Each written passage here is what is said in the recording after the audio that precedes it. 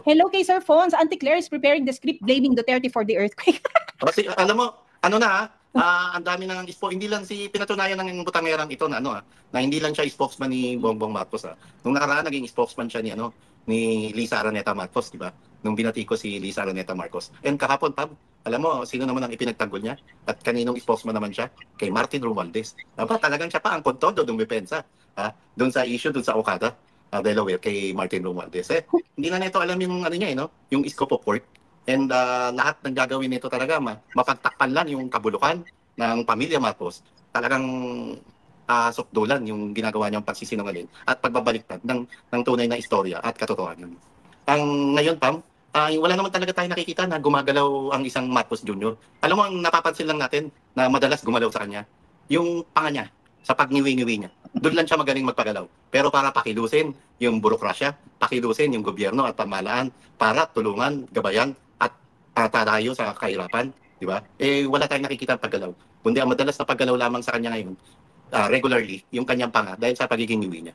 Alam mo ba, Pam, yung paglabas na yan ng picture na kasama yung mag-asawang Diskaya, alam mo ba naglulutangan na rin sa mga group chats, lalo na mga retired military and police personnel na di umano and magtanong na rin tayo kasi kay Senator Ping. Kasi Senator Ping po, sa mga group chats po, ang di umano, gaano po ba katotoo na nagmatrikula raw sa inyo o nag-tuition fee o nagbigay daw ng initial na pera ang Yusek Bernardo ng 200 million pesos para lamang hindi siya masyadong idiin sa pagdinig sa Senate and para maging maayos ang script sa pagitan ni Secretary Boyong Rimulya at saka ni Yusek Bernardo. And Pam, nagtatanong lang rin tayo rito gaano rin katotoo na maliban daw kay Senator Ping, meron din daw tig 200 million pesos initial mula kay Yusek Bernardo, si Secretary Boyong Rimulya at saka si Senate President Tito Soto.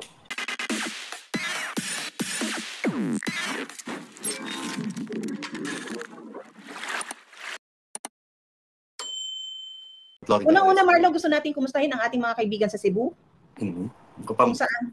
Talungkot na balita. Maaga ako natulog pero nung nagising ako ng mga midnight, nagulat ako. Doon sa lakas ng lindol, 6.9. Meron pang 7. Almost 7 na no? Ano nga yung 1996, ano yun? Yung sa Hayat Baguio, nag-collapse. 96 ba yun? Hindi ba 92 yun? O 89 something? Kasi natatandaan ko, 89, 90, sorry, sabi. Yung Hayat Baguio ba yun? No? Oo, ano lang yun? 90s na yun. So, 90s. Ang tanong, Pam, ito na kaya yung tinatawag na big one? O meron pa? Baguio Hayat collapse 7.7, July 16, 1990. 1990, oo nga. Wow. July 7.7, grabe. All 8. So, imagine mo yung hotel, babagsak.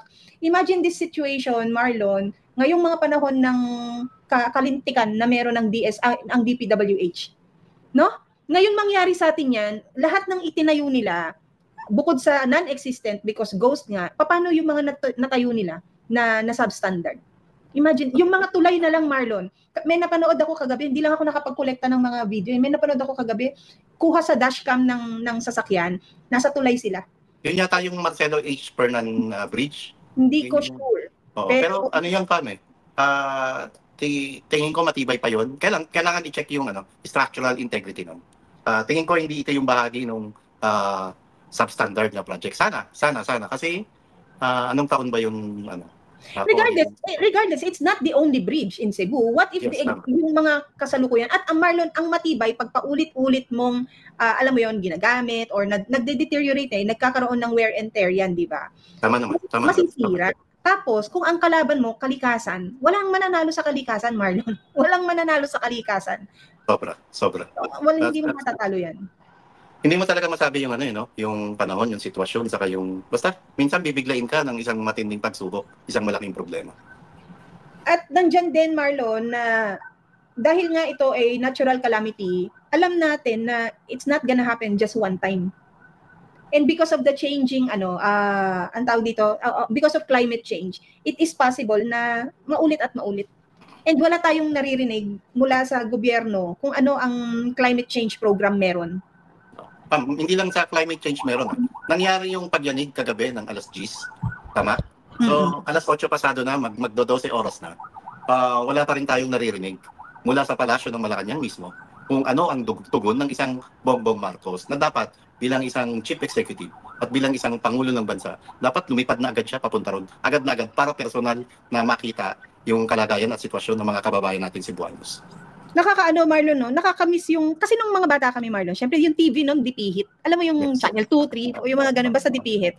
Na minsan, matatandaan namin, mga pagkakataon na yun, yung panonood namin ng black and white na cartoons, madidisrupt yan ng breaking news. Yung Tama. breaking news, yung gano'n, no? Tapos makikita mo, state of the nation ang ginagawa nung nagsasalita. Ngayon mo lang syempre, aware na tayo sa mga terminology. Ngayon ko na lang nalalagyan ng pagpapaliwanag. O pag-unawa, yung mga napapanood namin noon, ito pala ang breaking news noon sa breaking news ngayon and all. Ngayon kasi, Marlon, ang nagbe-break na news, social media. And yet, social media is what they call the fake medium. Diba? Pero nasaan kagabi ang mainstream media na mas malawak ang sakop? May nag-break ba ng news? Oo, social media na rin via Twitter. Pero nasaan yung visuals? Nasa social media ang visuals eh. Nakita mo yung McDonald's, nakita mo yung Jollibee na naguho, gumiba, bumagsak. Tama ka naman, Pam. Ako naman ang gusto kong tanungin dito. Nasaan ang Pangulo? Magpe-12 hours na, di ba? Magpe-12 hours na, wala pa rin tayo narinig. Ang bigla ko naalala, Pam, ano yung lumindlingdol din yun eh. Nung pag-upo, nasa transition tayo noon, Pamela. Pag-upo ng isang Marcos Sa Bicol. Sa Bicol ba yun, no? Na, Albay, oo. palibasa, departamento ko yung special concern. And nagpatakbo ko, natatanda ko pa, pinatakbo ko rin kagad sa NDRRMC, si ASEC JB Arsena. And nagulat na lang ako, nagulat, na nagre-report na sa akin si ASEC JB, na ang nauna sa kanya doon ay isang Executive Secretary, Vic Rodriguez. Agad-agad, Pamela. And yung mga insidente ito yung wala pang 2 oras, 3 oras yung naka-alerto agad yung gobyerno, di ba? And di sa mga ganung mabilisang pangyayari, nandun agad ang Little President sa Camp Aguinaldo at nangingi na agad ng agaran ng initial na briefing kung ano yung tunay na sitwasyon. And ito pa rin yung remarkable na ginawa naman ng isang Erwin Tulfo na siya yung DSWD Secretary na lumilipad na sa ere. Bagaman inintriga yung ginamit niyang helicopter kasi yung ginamit niyang helicopter doon sa pitmaster na pag-aari ni Atong Khan. Pero kung nakatulong naman na bitbitin siya doon. Kung ang usapin ng action mabilis kind of management, makikita mo yung ang layo ng isang Bongbong Marcos talaga ngayon. And Pam, maliban pa doon, hindi dahil sa lagi natin binibitbit ang bangko ng isang Attorney Vic Rodriguez, ang isang mayor Rodrigo Roa Duterte ng Davao City nung panahon ng Tacloban, nakalipad agad siya. At personal niyang yung sa Yolanda, di ba? Personal niyang inalam yung sitwasyon at kalagayan ng mga kababayan natin sa Leyte. So ngayon, magdo-12 oras na, wala tayo naririnig at sabi mo nga, nasa ng mainstream media, kahit ang mainstream media malamang sa mga oras na to, nangangapa, magkakaroon ba ng briefing? Kasi bago tayo nag-start, ang huling nakita ko, ang huling na-browse ko sa internet, ang nagsasagawa lang ng personal na briefing, syempre si Gobernadora Pam Barrecuatro. Pero mula sa national government, wala pa, Pamela, wala pa. Bakit mo naman hahanapin ng Presidente Marlon? Hindi naman daw siya ang affected. Ano ka ba? Sa bagay, may nagsabi rin sa social media na malamang lasing pa. Malamang nag-party-party pa kagabi. Kaya hindi mo mapakilos yun dahil malamang may hangover pa ito hanggang sa kasalukuyan. Kasi even the Presidential Communications Office posting was 12 hours ago. Ba, no? 12 hours ago, Diba, no? Grabe, no? Ganyan kayo kakupad, ganyan kayo kabagal. And ang medyo nag-worry pa ako, sabi ko, naku, mahati yung... Kasi asahan natin ang unang tatakbo ron, Pamela, ang isang Secretary Vince Dizon. Ang sabi ko sa sarili ko kanina na, naku, mahati pa yung trabaho ng isang Secretary Vince Dizon na sa halip na araw-araw, abalang-abala siya para personal na hanapin yung mga ghost flood control saka mga substandard flood control and infrastructure projects. Malamang lilipad yun doon sa Cebu. And dapat samantala bigyan ng prioridad yung sitwasyon ngayon sa Cebu. Dahil hindi basta-basta yung nangyaring pagyanig, higit lalo isa ito sa pinakamataas na magnitude o intensity ng lindol sa kasaysayan ng Pilipinas. Kung ako kay Secretary Vince, bakit ko bubuhusan ng panahon yung isang commission na set up to fail? Bakit mo hahanapin ng isang bagay na ghost? Bakit mo hahanapin o pagtutuunan ng oras at effort yung mga bagay na yan na alam mo sa sarili mo na niloloko nyo lang ang mga oras ninyo, sinasayang nyo lang yung mga oras ninyo? That will eat so much of your time becoming a very effective DPWH secretary because he was doing very well sa sa transport siya, di ba galing?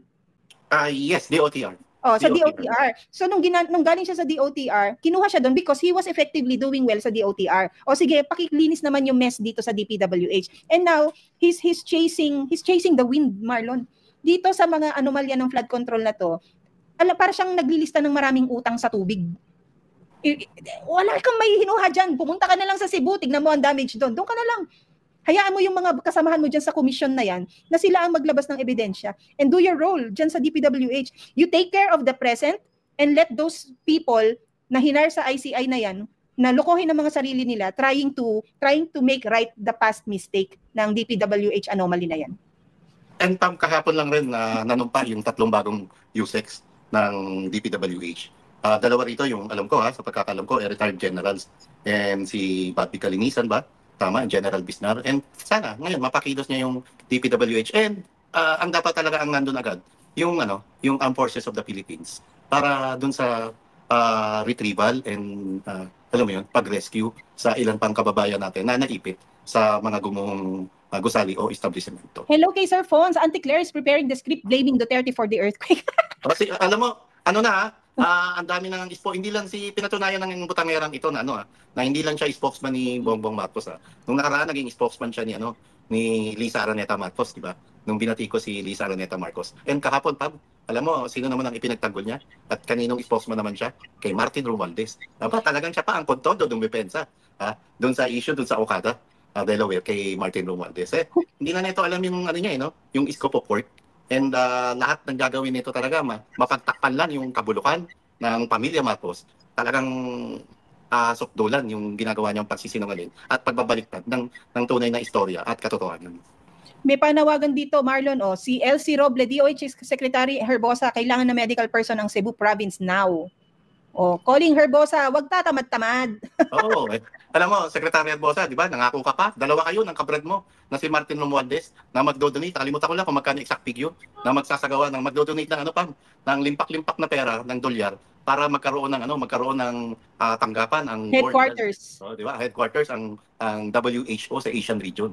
Courtesy ng Pilipinas na nangangako ka, nagple-pledge ka ng ganun sa kabila ng katotohanan na ultimo mga medical personnel natin salat pa rin at hindi pa rin naibibigay yung kaukulang benepisyo at sapat na pasahod para sa kanila.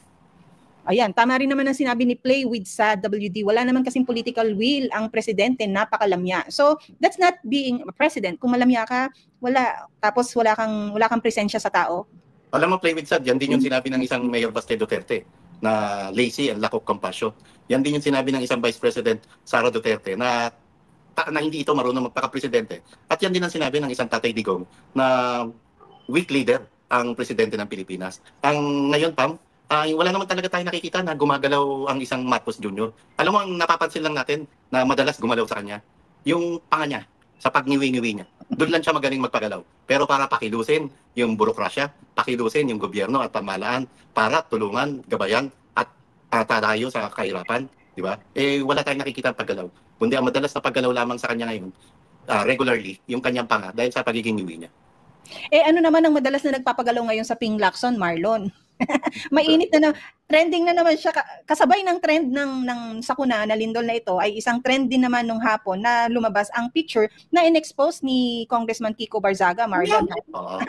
Yung larawan na nagpapakitang magkasama ang isang Ping Lacson at spouses Curly and Sara Diskaya. Alam mo ba Pam, yung paglabas na yan ng picture na kasama yung mag-asawang Diskaya, alam mo ba naglulutangan na rin sa mga group chats, lalo na mga retired military and police personnel na di umano and magtanong na rin tayo kasi kay Senator Ping. Kasi Senator Ping po, sa mga group chats po, ang di umano, gaano po ba katotoo na nagmatrikula raw sa inyo o nag-tuition fee o nagbigay daw ng initial na pera ang Yusek Bernardo ng 200 million pesos para lamang hindi siya masyadong idiin sa pagdinig sa Senate and para maging maayos ang script sa pagitan ni Secretary Boyong Rimulya at saka ni Yusek Bernardo. And Pam, nagtatanong lang rin tayo rito gaano rin katotoo na maliban daw kay Senator Ping, meron din daw 200 million pesos initial mula kay Yusek Bernardo, si Secretary Boyong Rimulya at saka si Senate President Tito Soto. So, nagtatanong tayo at yan ang kumakalat na mga detalye, marites, sa mga group chats ng mga retired military and police personnel. And nagkataon, nagkasabay, o talaga bang ano talaga to, pinagtagpo, di ba? Na may ganyang retratong inilabas ang isang congressman, Kiko Barsaca. Ang bilis ng resibo ngayon, Marlon. Spam. Ang bilis ng resibo ngayon. Tapos meron pa, maliban din daw sa tuition fee, may mas malaking magbigay din daw. Gaano katotoo na mas malaki raw ang binigay na matrikula ng isang Martin Romualdez to the tune of 500 million pesos each, di umano, kay Senator Ping Lacson saka Senator Tito Soto. Ano ba yung matrikula? Lagay, tongpats. So yun ang kumakalat na marites. Dapat i-address nila. Kasi ang kwento doon sa mga marites na yun, pansinin nyo, may hindi masyadong diniinan ng pagtatanong ang isang Yusek Bernardo. Halos binibi nila. Pansinin nyo, kung hindi pa nagagalit ngayon ang sambayan ng Pilipino, at kung hindi pa talaga nakita, naintindihan ng taong bayan, yung ginawang privilege speech ng isang Chis Escudero saka ng isang Senator Dante Marcoleta, talagang yung tao, majority ng mamayang Pilipino ang nagtataka at nagtatanong, bakit ba talaga ayaw ipatawag ang Martin Romualdez at Saldico? At dahil doon, kahapon lang rin, nagpahayag na ang Senator Ping Lacson na ipapatawag na ng Blue Ribbon Committee si Saldico at nakahanda silang ipasite in contempt ito sakaling hindi dumalo. At syempre, si Martin Romualdez bilang isang regular congressman ngayon at bilang isang dating Speaker ng Kamara, ipapatawag din nila pero papadaanin nila kay Speaker Bogie D alang-alang na rin sa prinsipyo ng interparliamentary courtesy. Naglulukuhan na lang tayo eh. Unang-una, si Zaldico, nakuha ngang isakripisyo yung pinakarurok na lang na magiging karera niya sa tanang buhay niya. Iniwan niya, nag-resign siya dahil na rin sa palpak na ginawa niya sa lantarang pagnanakaw ng kaban ng bayan para hindi umuwi ng bansa. O sige, sarswela yung for the record, lalagyan mo siya ng nagkasabi na siya, nagka-imbitasyon siya, napatawag siya sa ganito. Sige, for the sake of record. But that is only for the sake of record. Nasabi lang na dabahiran mo, nadungisan mo yung pangalan ng tao. Yung kay Martin Romualdez, nagkakalokohan ba tayo? Sino nagtalaga kay Bogie? Ang sinasabi nila Kong Pulong, ang nagtalaga naman dyan, ang namili naman dyan, si Sandro. Do you honestly think si Sandro will allow that Martin Romualdez will make a mess of himself sa isang Blue Ribbon Committee na nagkakandabulol-bulol sa pagpapaliwanag o pagdi-deny o matatawa ka pa kapag sinabing yung pag-inhibit, yung hindi magsasalita ng sagot nila, right against self-incrimination. Di ba? Matatawa ka na lang sa ganon. This is all a sarswela. And paano kung sagutin tayo ng isang Ping Lacson sa tanong mo, Marlon, dyan sa mga scoop mo na yan na parang silence is the key. Alam mo, ang magandang sagot dito, kasi yung sa tanong natin kanina kung gaano katotoo, ito kahit papaano, nung pinatawag nagpahayag na siya kahapon, na okay, pumayag na siya na ipatawag na ang Saldico and Martin Romualdez. Isang prueba na yan po. Ayan, hindi totoo yung mga marites nyo, di ba? Fake news kayo. And dapat patunayan niya na sakaling sa pagdinig, hindi niya ibibi.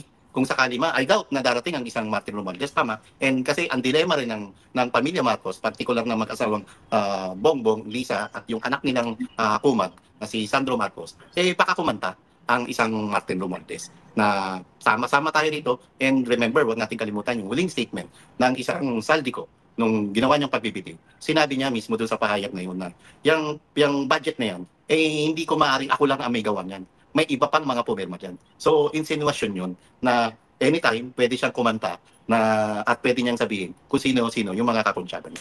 Alam natin hindi niya gagawin. Hindi niya gagawin yan. Tingnan niyo si Zaldico, pinatawag nung nag-resign na.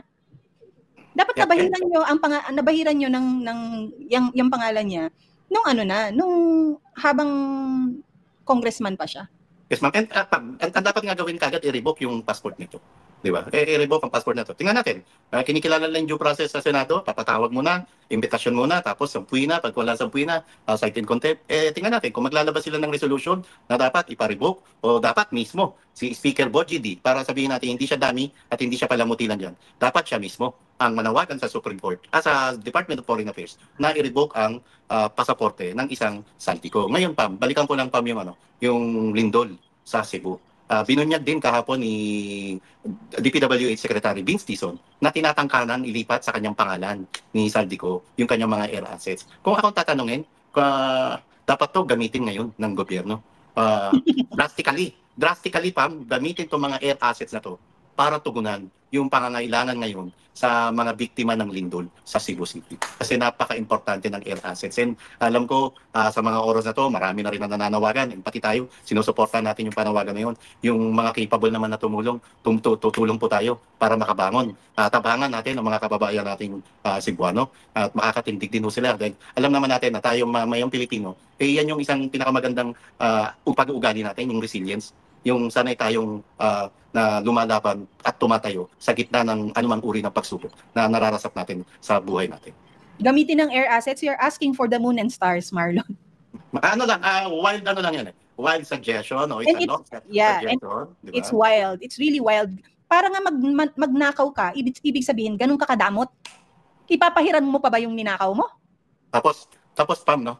Hindi ko alam eh. Alam ko may legal impediment dito eh. Tapos lahat ng mga heavy equipment ng mga akusadong kontraktor na ito, pansamantala, kunin mo na yung kanilang mga backhoe, yung kanilang mga dump truck, lahat ng magagamit.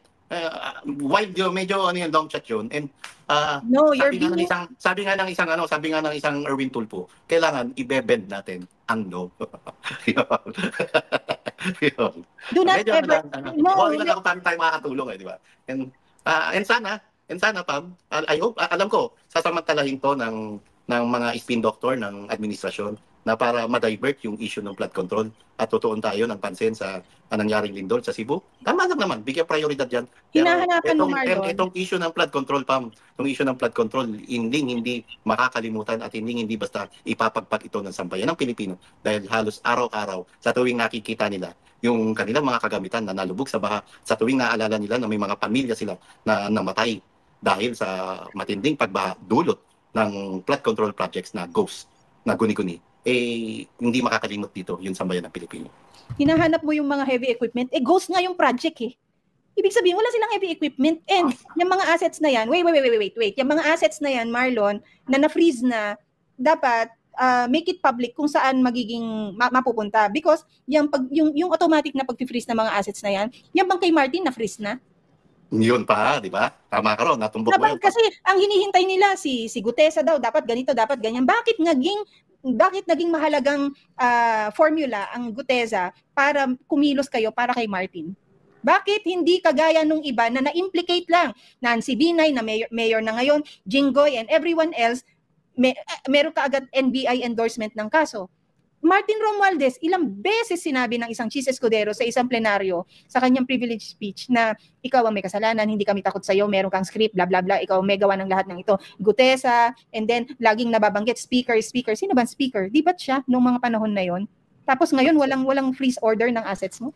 Ako Pam, di ba? Hindi trabaho ng Blue Ribbon Committee na i-verify yung notary public, yung notaryatong dokumento na isinumite ng isang subject Gutesa. Ang trabaho ng Blue Ribbon Committee, kung talagang ang tunay na layunin mo ay wagas at dalisay na malaman ang katotohanan in aid of legislation, tanggapin mo yan. At tanungin pa, ang isang dapat nga inaalagaan pa lang Sergeant Gutesa na, o sige, sino pa ba mga kasamahan mo na sinasabi mong lalantad pa sa mga susunod na araw dahil malaking tulong ito para mabigyang katarungan at hustisya yung sambayan ng Pilipino na ninakaw ng bilyong-bilyong piso ng mga kawatan na taong gobyerno. Na kahit papaano sa mga panahon ngayon, Marlon, nalilihis under the chairmanship of Ping Lacson dito sa Blue Ribbon Committee, kung saan-saan na itinutok ang baril at daliri para ituro ang mga kaso na yan kung kani-kanino. Pero kailangan magpaliwanag ng isang Ping Lacson dahil sa lumulutang na larawan na to. Nakikita mo, Marlon, sa screen mo? Yes. Oo. Sa tingin mo, recent ito, Marlon? Sa herdo niya sa buhok niya Ni Ping o ni Diskaya? Sa buhok ni Sara Diskaya pa. Hindi ang buhok niya nung campaign siya. Kung sa lahat po ng mga katetet kay Ebo natin, pwede nyo i-browse ngayon. Yung campaign nung habang nangangampanya siya, nung tumatakbo siya bilang alkalde ng Pasig City. Hindi po. Ganyan na lang ang buhok ni Sara Diskaya, ang kanyang hairdo, ang pagkaka-makeover sa kanya, nung lumabas siya sa unang pagdinig ng Blue Ribbon Committee. Okay. Because if, pagmasdan mo yung opisina niya, Marlon, ha? Kasi ang sasabihin... Pero Pam, yung kuwang yan, yung background na yan, sigurado ko hindi yan yung St. Gerard construction na pinasok ng mga elemento ng Bureau of Customs. Kasi residential area yung yung malaking gusali na yun. Alam mo yun, nasa hindi siya nasa commercial area. Etong background na yan, sa nakikita ko, puro siya building. So malamang ito, yan parang background ng background mo ngayon, Pam. Malamang Okay, ito wait. kung Sige, sige. nasa BGC, basta hindi siya residential area, yung mga barong-barong yung mga katabi na bahay. Okay, to confirm what you're saying now, meron pa kasing isang photo, Marlon, this one, na makikita mo na sa ano in July 2, 2022, nandiyan yung sinasabi ni Ping na the day after, I think ito yung natalo na. It was indeed an honor and privilege to have served our country with them as we begin our separate journeys because syempre there's no reason anymore to hold such an office. Makikita mo yung furniture, Marlon, itong orange na couch, itong yellow na couch dito, and this person here na ewan ko TANGA yatang tinawag ito ni Senator Marcoleta, na malalaman mong tauhan ng isang Ping Lacson na nandito sa gitna. So, ito bang mga pagtirada ng mamang ito sa yung character assassination ba kay Senator Marcoleta, may kamay ba dyan ang Ping Lacson? Yun din ang maraming tanong. Doon sa furniture na mo, no, nga, no, nasilip mo nga. So malamang yun, yung kuwang yun, kay ano yun, sa tanggapan mismo na kuha yan ni Senator Ping. Oh, because you have to remember, Marlon, dyan din na pagkumpara ni Maharlika dati, yung opisina ni Michael Ma at ni Lisa Araneta na pareho ang kanilang mga furnitures. Nung panahon na kinakausap nila ang Professor Clarita Carlos na maging, ano nga bang naging posisyon ni Clarita Carlos? Presidential National Security Advisor. Oo, NSA, di ba? Dyan nakumpara na Lisa Marcos and Michael Ma was sharing the same office floor or shared office ang setup nila sa mga ganitong klase ng ng resibo. So, given dun sa post ni Senator Ping Lacson, ilabas lang natin ulit this one, yung furniture na yan and versus this furniture that he was seen sa photo kasama ang Diskaya couple na si Curly and si Sarah. I just don't know kung sino tong guy na to. Yeah, may nag-message sa akin, mali yung binanggit ko kanina na assign na Yusek. I-correct ko lang yung sarili ko. Kasi sinabi ko kanina si retired General Bobby Calinisan. Si ano pala, retired General Charles Calima. I stand corrected. Thank you sa nag-correct ko, sir. Yon. So, ayun na nga. Yung bahid, yung dungis, yung objective na meron ka talagang patutunguyang solusyon dito sa pagdinig ng kaso na to. Ako, I will stick to my very, very first assessment. Unang-una pa lang. Wala tayong pupuntahan dito, Marlon. Maingay to sa simula. Siguro may makukulong siguro, pero sap-sap, butete, maliliit na isda ika nga ni Kong Marcoleta. Pero kamoy mapakulong mo yung mga monster talaga, mga monster fish, mga ganyan, yung big fry. Wala yan. Excuse me po. Yan. Tama po, Pam. Doon sa pag-handle ng isang Senator Ping, pa rin ang linya ko, isang malaking sugal to. Lalo, may datagtag pa rin akong marites sa inyo. Di umano, isa raw sa wild card ng Palasyo ng Malacanang ang isang Ping Lacson para ito ang gawin nilang manok sa 2028 kalaban ng isang Vice President Sara Duterte. And going back, doon sa linya ko na isang malaking sugal to sa karir ng isang Ping Lacson, dito po siya matatansya ng sambayan ng Pilipinas. Nakakatatlong beses nang tumakbo sa pagka-presidente ng Pilipinas ang isang Senator Ping Lacson. No? Ang unang pagtakbo niya noong 2004, nung kasama siya na kumalaban kay Fernando Poe Jr. sa Gloria Macapagal Arroyo. Tapos pangalawa, itong nakalipas na 2022. And kung ganyan na hindi niya maipapakita yung tunay, transparent na pagdinig sa Blue Ribbon Committee, mukhang mabibigo uli ang isang Ping Lacson sakali nga magpagamit siya sa Palasyo ng Malacanang na para siya ang gawing manok sa darating na 2028 presidential elections. Can people not see those aspirants, those aspiring officials, government officials, elective sa 2028, can you not assess? Napakasimpleng lang yan, napakasimpleng mathematics na yung resulta ng 2025 election is already telling us that it is a kiss of death kapag sumapi ka sa administrasyon ngayon. Bakit pilit kayong dumidikit sa administrasyon na alam ninyong ikasisira ninyo? Dahil alam ba ninyo na nasa kanila ang mga makinarya para makapagpanalo sa inyo? Gusto nyo ba na binibitbit ng inyong puso at konsensya araw-araw na naglilingkod kayo? Tanong natin kay Benny Abante, gusto mo ba na naglilingkod ka? Na lagi kang merong bit-bit sa balikat mo na nanalo ko kasi nandaya ako. Hooray, hooray, hooray. Ganon? Yeah. Kasi ako, naniniwala talaga ako, Pam, na naniniwala ako na hanggat nandyan ang George Garcia sa Commission on Elections at kung siya pa rin ang COMELEC chairman sa darating na 2028 presidential elections, hindi malayong magkaroon na naman ng smart magic at na-perfect na nila ito, yung nakalipas na midterm elections. Dahil alam naman natin kung paano nila minagic, kung paano nila obra kinalikot yung resulta ng nakalipas na midterm elections. Ako ang pinaniniwalaan ko, we will soon watch George Garcia fall like Zaldico. Dahil ang gaba, dili magsaba, sabi nga nila, di ba? Actually, Pam, yung termino mo, pinaniniwalaan mo, di ba? Ako, i-replace ko ng konti, personal ko. Ako yan ang wish ko. Na sana kasabay ng pagbagsak nito nila Saldico, Martin Romualdez at ng Matos Jr. ng mga karir nila, bubabagsak na rin ang karir ng isang George Garcia na naging kakuntsaba rin sa paggamit ng multibilyong pisong pondo dahil alam na alam niya na nung panahon ng kampanyahan, bawal ang mamigay ng ayuda, bawal ang mamigay ng pera, pero pinahintulutan niya kaya nagmistulang legal ang pamamahagi ng ayuda kung saan ang nangunguna pang namimigay ng ayuda sa kanilang mga payout ay ang isang Ferdinand Bongbong Marcos Jr. na siya rin pumirma sa pambansang budget kahit alam na alam niya at ng kanyang executive secretary na sinasabi ring sangkot sa flood control anomaly na si Lucas Bersamin na pinirmahan nila yung pambansang budget na yun kahit may mga blanco sa BICAM report. Dapat tandaan, dapat panoorin na ni George Garcia yung sarili niya sa merong kung anong eksena ang isang Zaldico ngayon. Dapat tatandaan niya, ito bang si George Garcia pamilyado? Oo naman, oo naman. No. When I say pamilyado, may anak, may asawa, may mga apo, ganun ba? Siguro naman. Kung siguro, i-assume na natin na pamilyado, may anak, may asawa, merong lahat, may magulang and all. Panoorin mo na yung sarili mo sa eksena ng isang Zaldico. Aaray ka rin para sa kaligtasan ng pamilya mo. Aaray ka rin sa pagbabatiko sa pamilya mo, sa asawa mo, sa mga anak mo. Huwag kang magkamali na may ma-expose dyan para Pilipinas na mismo ang kumurot sa katigasan ng ulo mo. Nadali mo. Tama, Pam. Aray Kasi ka walang rin. isang pinakamasakit, Pam, sa isang magulang, sa isang kapatid, yung makitang nadadamay para bulihin, kutsain at batikusin ng kanyang mga kababayan sa bayan ng Pilipino at kapitbahay yung kanilang mga anak at magulang. Pero kung ang magulang Marlon ang nagdadala ng pamilya niya or anak niya, asawa niya sa sitwasyon na babatikusin sila, deserve nilang mabatikos. Pasensya kayo kung kayo ang kailangang sumalo ng katarantaduhan ng mga taong yan, either asawa niyo yan na babae o lalaki, deserve ninyo. Sa mga anak na alam nating wala namang dapat kasalanan at nabuhay lang, dinala lang sa mundong ito na naranasan na lang na, ganito ang buhay na ibinigay sa amin . Adults kayo, adults. Ibig sabihin, may kukote kayo na dapat nakikita ninyong public servant ang mga magulang ninyo. Tulungan na lang ninyong hindi ma-expose by not flexing your luxurious living or your luxury lifestyle na yan. Ganun lang. Pero kay George Garcia, nako, uso Marlon ngayon ng panawagan sa social media na magtipon-tipon lahat ng mangkukulam ha. Para barang. Promise! So, pa-share nga doon, Pam. Promise! Gusto ko yun. lahat may panawagan na magtipon-tipon lahat ng mangkukulam. Barangin lamang yung mga taong masasamang yan. Sana po si George Garcia, lagyan ho ninyo ng pag-unawa sa kanyang sarili na may panahon pa para magbago na siya. Para hindi niya mapanood ang sarili niya sa sitwasyon ni Zaldico ngayon. Para kung nakikinita, Pam, di ba, ang kailangan sa kulam of course, kandila. Tapos, syempre, manika, karayom. Tapos, ang modelo mo sa manika, itsura ng isang Lisa Araneta. Bolo ka dyan.